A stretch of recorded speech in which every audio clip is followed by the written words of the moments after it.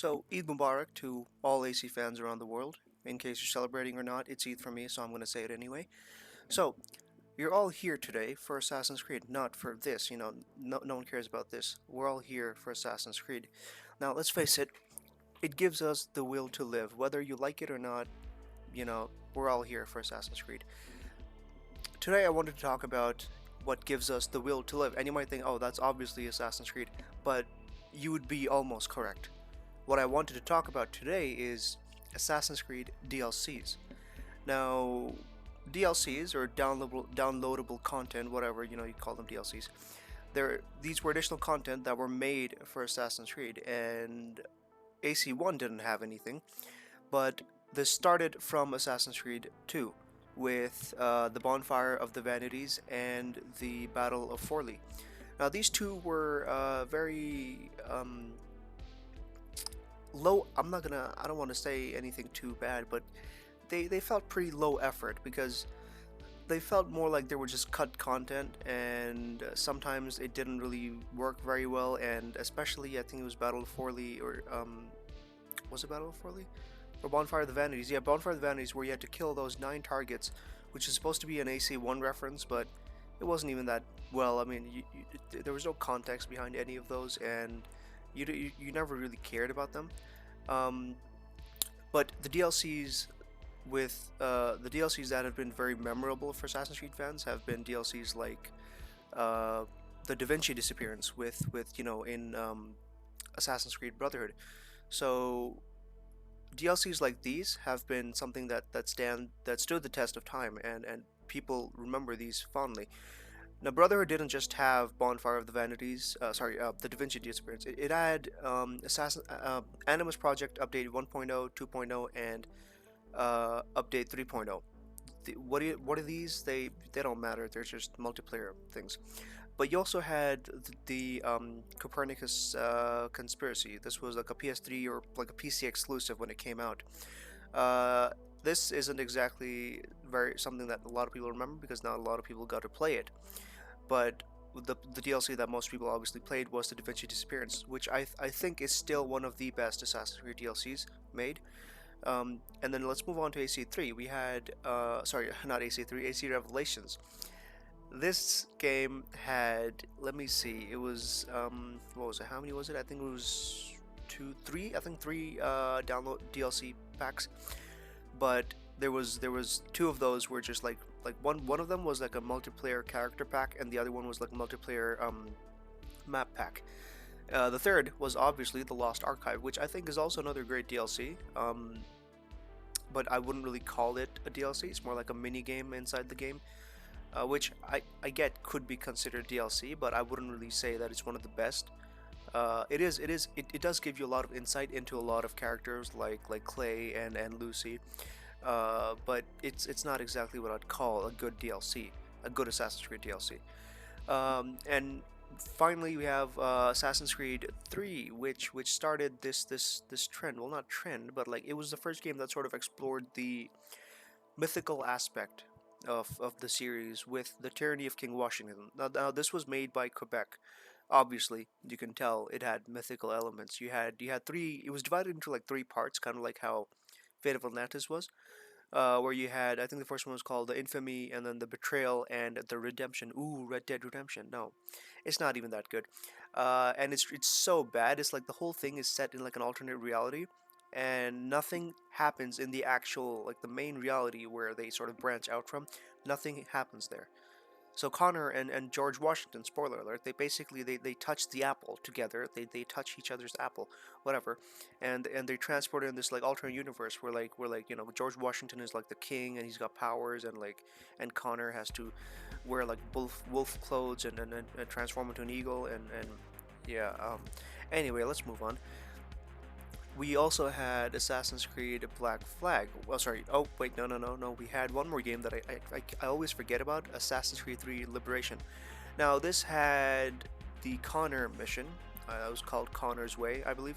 And you had a bunch of like, oh, like a weapon pack, outfit pack, whatever. That doesn't really matter. Black Flag. As for Black Flag, you had one, two, three, four, five, six. You had around six, like weapon and outfit, and like it was mainly multiplayer focused. The DLCs. You also had like an Aveline mission, and you had Freedom Cry, which followed Adewale, which was, let's not talk about that. It's depressing. Freedom Cry is depressing. It's one of the worst DLCs ever made. It's just so boring. Uh, we also had Assassin's Creed Rogue after Black Flag, but most people call Rogue a DLC. So, well, you can't really have a DLC for a DLC. You did have like a Templar Legacy pack, whatever, which basically had a bunch of different packs inside, which had like a mission and like, I don't know, just outfits, whatever. It's DLCs. But you've noticed something, right? So from Assassin's Creed, we can't count Assassin's Creed 1 but from Assassin's Creed 2 till Rogue. This is what, 2009 till 2014. This is 5 years, and we still haven't. We've only had like one good DLC, and that was the Da Vinci Disappearance. And I'm not gonna count Lost Archive. Next we have everyone's favorite Assassin's Creed game, Unity.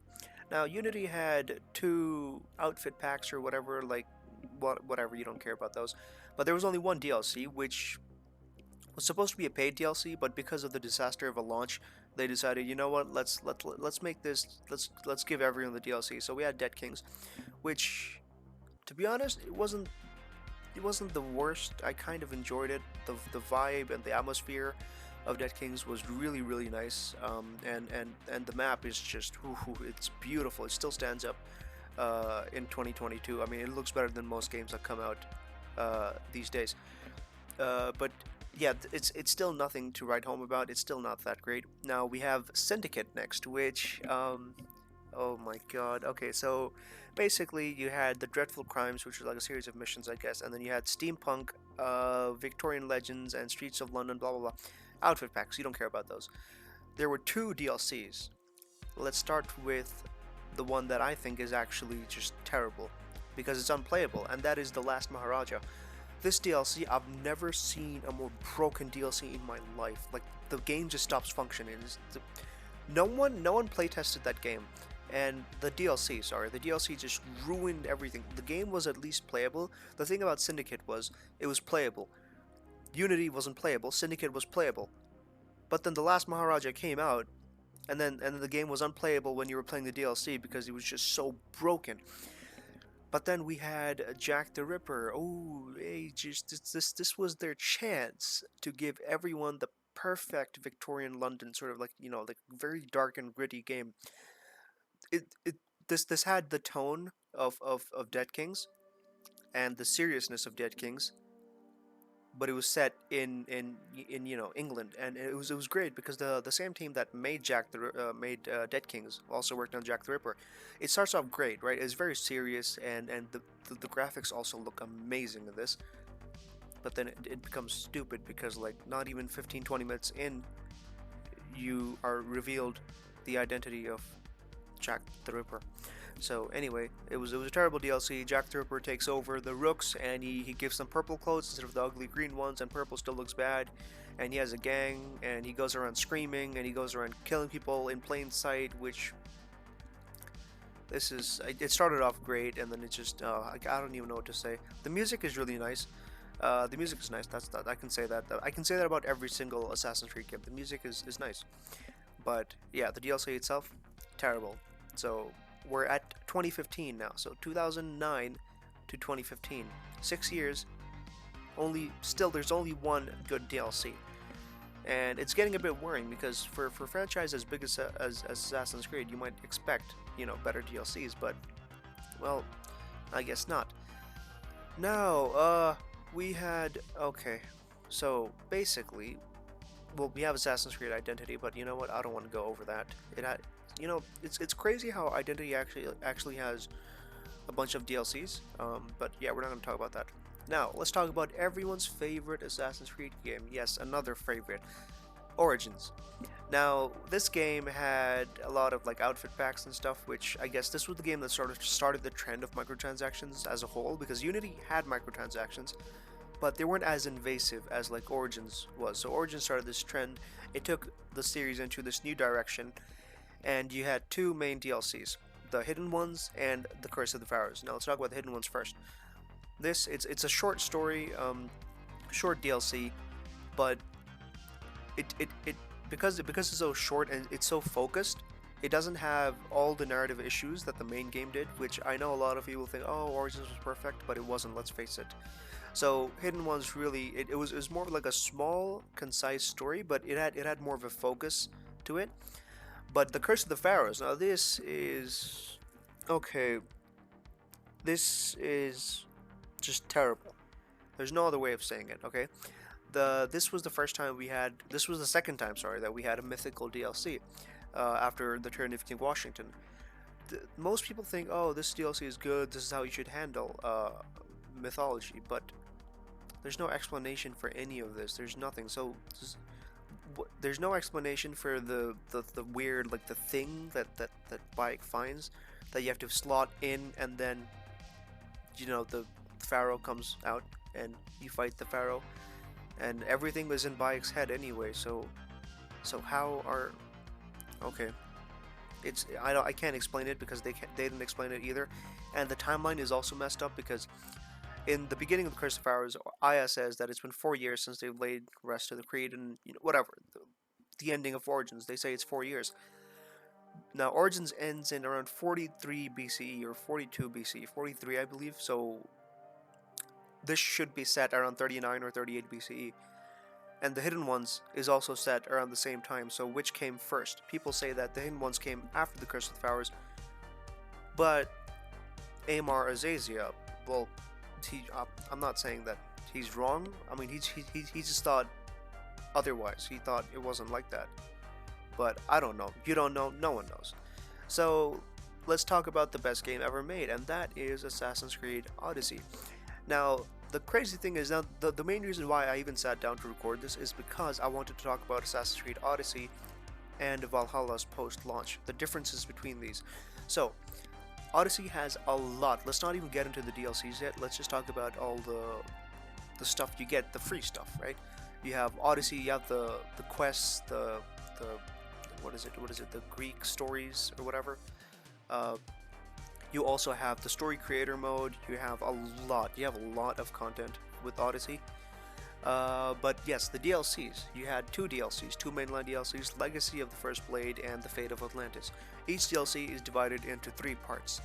So with Legacy of the First Blade, you had the first part, which was Hunted, where you meet Darius, and then you had Shadow Heritage and Bloodline, whatever. Bloodline was a very controversial sort of episode because everyone was like, oh, because it really forced because the point of Odyssey was that you were free to choose and free to create your character, but then this last episode of Legacy of the First Blade basically forced you into a certain situation regardless of every single choice you've made across the entire game.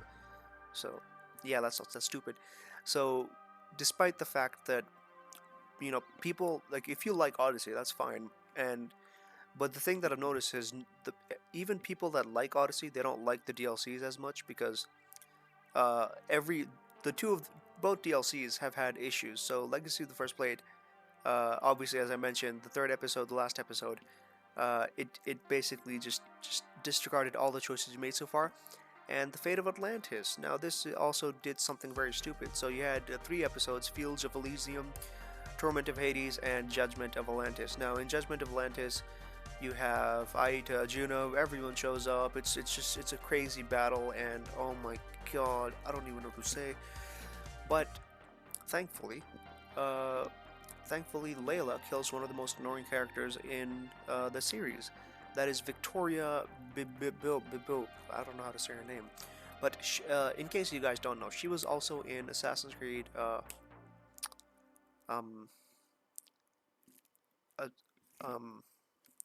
Assassin's Creed. What was it? I don't know. You don't know. No one knows. It was a book. But yes, she was in a book. Yeah, that's about all you should know about her. That's it. You never really get to learn as much about her, and Layla just kills her, and people didn't like that. Because let's face it, what do people like? Anyway, so the thing with Odyssey is, despite the fact that you have people that are such big fans of the game, they equally hate the DLCs as much. So we're in 2018 now, and there's still a DLC problem with Valhalla. With sorry, not with Valhalla, with Valhalla, but yes, there is a problem with Valhalla. But there's a problem with Assassin's Creed as a whole with DLCs. We've had one good DLC in from 2009 2018, so 9 years, one DLC, only one.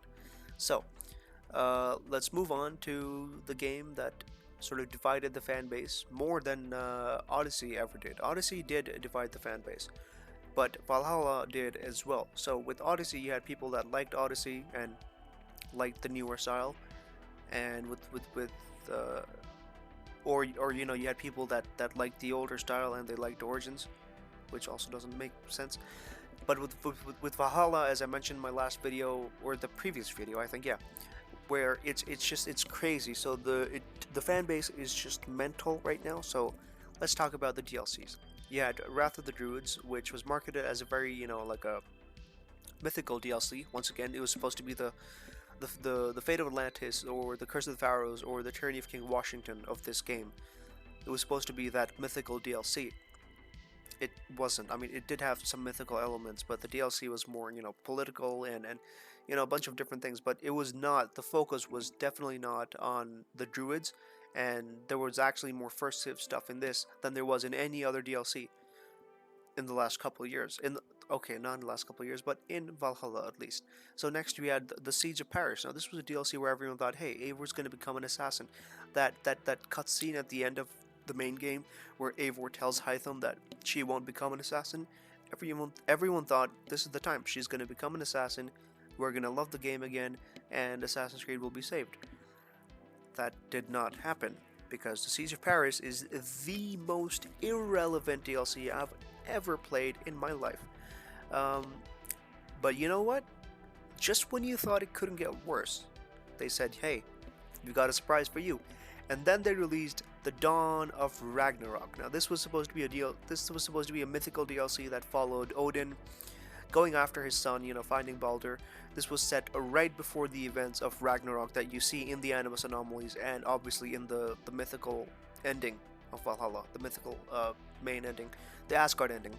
Um, so this was supposed to be like a right before the events of that, what happened before Ragnarok. But it breaks lore. It doesn't follow its own rules. I don't even want to get into this because it's such a mess. My head hurts just thinking about it. So we're in 2022 now, right? And Dawn of Ragnarok came out this year. So basically 2022, so 2009 to 2022, that's 13 years. Not a single good DLC. Well, there's one, but you know, that's just one DLC. What, one DLC? And then we're getting Rift, and then we're getting Infinity. Yeah, Assassin's Creed has a DLC problem. Um, I don't know what other people think. I don't care what other people think. But the fact of the matter is, the thing that gives us the will to live, right? Because let's face it, right? Assassin's Creed is why all of you live, me included. But then once you finish the game and you're empty and your life has no meaning, what do? You play the DLCs. And shouldn't the DLCs be good because they're the things that are giving you the will to live. I'm not jumping off that balcony because I have Wrath of the Druids, because I have Siege of Paris, because I have Dawn of Ragnarok. But you know what? Because I have Dawn of Ragnarok and because I have Siege of Paris and because I have Wrath of the Druids and not another Da Vinci Disappearance, I might actually one day jump off. So until this problem is fixed, uh, I am walking on a thin line. You can't even see the line here. It's very thin. You can't see it. I'm walking on a very thin line. I might jump off. I might stay up. Who knows? So, yeah. Thanks for watching.